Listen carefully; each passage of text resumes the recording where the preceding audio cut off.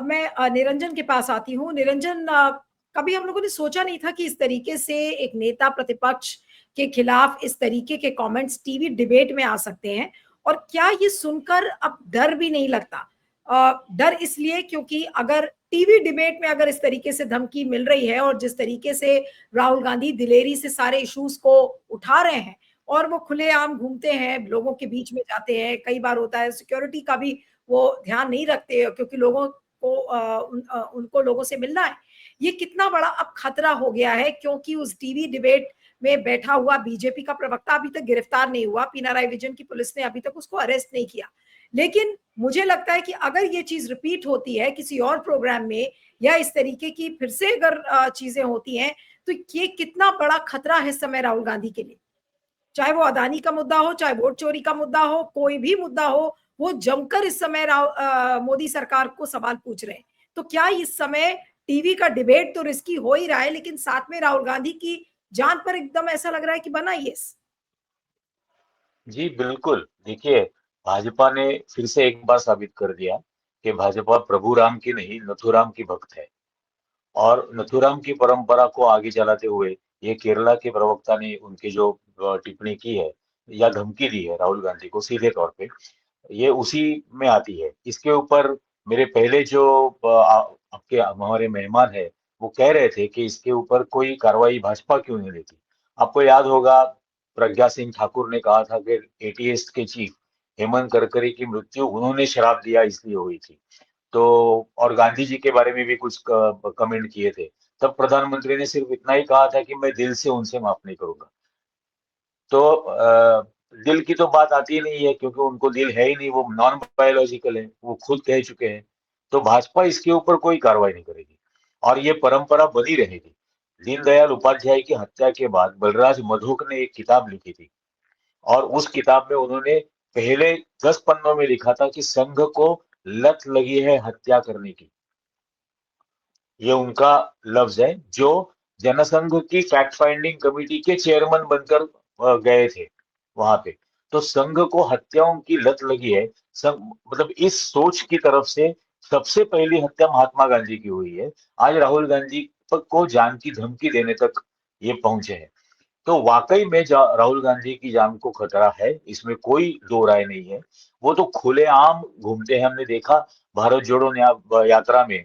वो पहले तो मोहब्बत का संदेश लेकर पूरे भारत में घूमे थे, 4,000 किलोमीटर पैदल। उसके बाद भारत में न्याय यात्रा उन्होंने निकाली थी, न्याय के लिए, लोगों को न्याय मिले। अब वोट के अधिकार के लिए उन्होंने वो लड़ रहे हैं। ये आम आदमी की लड़ाई है, आम आदमी के हक, आम आदमी का न्याय, उसके लिए अगर वो आवाज अपनी बुलंद कर रहे हैं, तो इसमें भाजपा को दिक्कत होने की समस्या क्या है?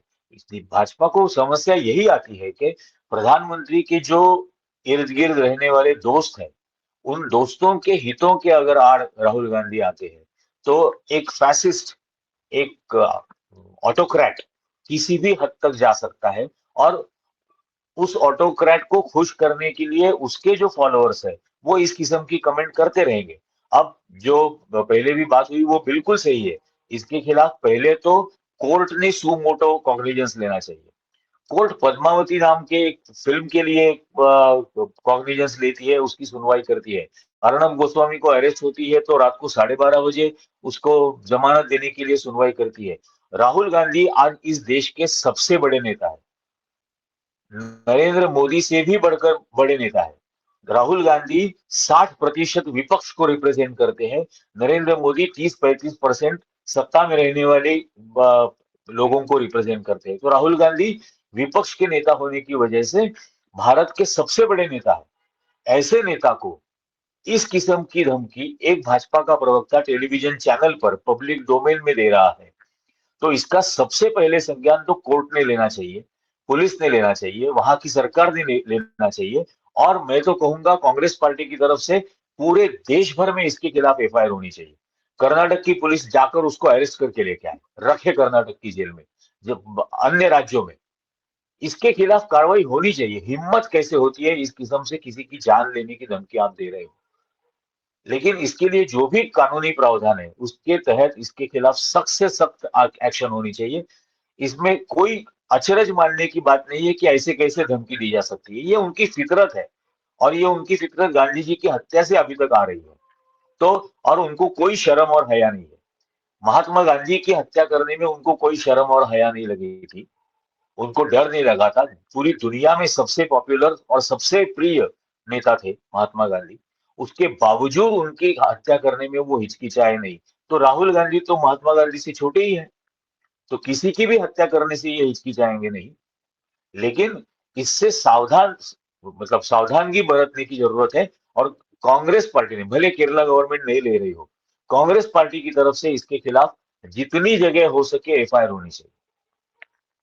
आपने सही कहा कि पूरे देश में इसके खिलाफ एफआईआर होनी चाहिए। निरंजन, आपके पास आती हूँ, इस पूरी स्टोरी पर आपके हिसाब से बड़ा टेक अवे क्या है?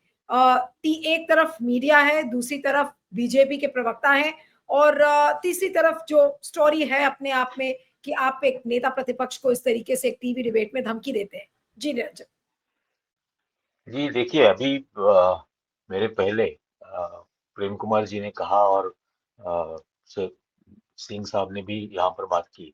मैंने भी टेलीविजन चैनल में काम किया है और मुझे मालूम है कि किस तरह से नैरेटिव सेट करने के लिए गेस्ट को पहले ही फीड किया जाता है। तो अगर इस केरला की घटना में अगर बीजेपी के प्रवक्ता को इस किस्म से पहले ही फीड किया गया हो और एक चैनल को नैरेटिव सेट करने के लिए अगर उससे ये स्टेटमेंट बुलवाया हो, तो वाकई में इस मामले में उस चैनल के लोगों के खिलाफ भी कार्रवाई होनी चाहिए। लेकिन ये तभी सामने आएगा जब उस प्रवक्ता को पकड़ा जाएगा और वो कहेगा अगर कि उसे किसी ने इंस्ट्रक्शंस दिए थे इस किस्म के कमेंट करने के, तो उस चैनल के जो भी पत्रकार होंगे उनके खिलाफ कार्रवाई हो सकती है। लेकिन इस तरह से नैरेटिव सेट करने के लिए ऐसा बुलवाया बोला मतलब कहा जाता है और इस तरह से फीड किया जाता है, ये वाकई में सच है। सोनम वांगचुक के ही बारे में भाजपा के एक प्रवक्ता ने, हमने पहले देखा है टेलीविजन चैनल पर बहुत सारे एलिगेशन उनके खिलाफ लगाए थे कि चीन के साथ मिले हुए हैं, पाकिस्तान के साथ मिले हुए हैं। फिर जब डिफेमेशन केस हुआ तब वहां जाकर, लद्दाख में जाकर उन्होंने पब्लिक के सामने माफी मांगी और खुद की निंदा की कि एक नैरेटिव सेट करना था इसलिए मैंने वो बोला। इस किस्म से उस भाजपा के प्रवक्ता के साथ भी ये बात हुई है। तो अगर इस किस्म की अगर कोई बात होगी तो उस चैनल के खिलाफ कार्रवाई नहीं होनी चाहिए, बिल्कुल होनी चाहिए। लेकिन डिबेट में अगर कोई प्रवक्ता इस किस्म की हिंसा को मतलब उत्तेजना देने की बात करता है, जैसे विवेक जी ने भी जो कहा कि जरूरी नहीं है कि संघ और भाजपा आदेश दे कि इस तरह से हमला करो, लेकिन इस तरह के कमेंट से और इस जो पूरा वातावरण नफरत का फैलाया जा रहा है, उसकी वजह से उनका कोई भी चेला चपेटा, मैं उनको लो आईक्यू बुलडोजर कहता हूँ संघ वालों को, तो उनमें से कोई भी लो आईक्यू बुलडोजर उसी को प्रेरणा मानकर हमला कर भी देगा।